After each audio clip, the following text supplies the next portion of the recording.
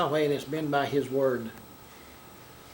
Messiah Yahushua is that word made flesh, okay?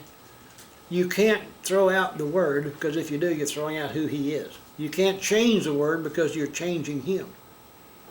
You can't pick and choose what you want. That's why He told us, man shall not live by bread alone, but by every word that proceeds from the mouth of Yahweh. If the mouth of Yahweh spoke the word became flesh, well then, when Messiah said, my sheep hear my voice and they follow me, what is the voice of Yahushua? It's the Torah. The word of Yahweh is the voice of the Messiah. Go back to Mark. Ooh, I was in John.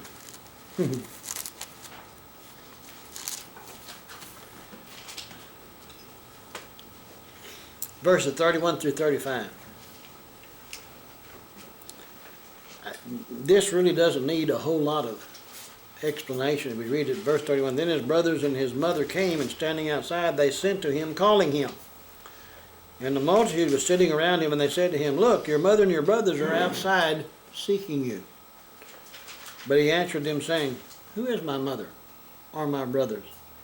And he looked around in a circle at those who sat about him and said, here are my mother and my brothers, for whoever does the will of Yahweh is my brother and my sister and mother.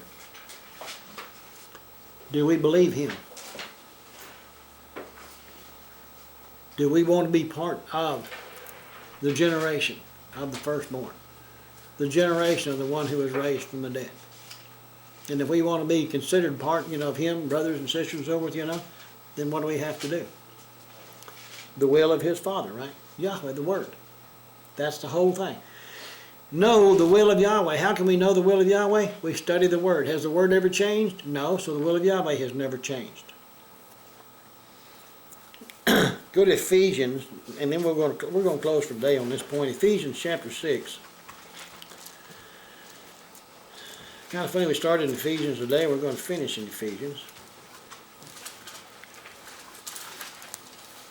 In Ephesians chapter 6, and in verse 6,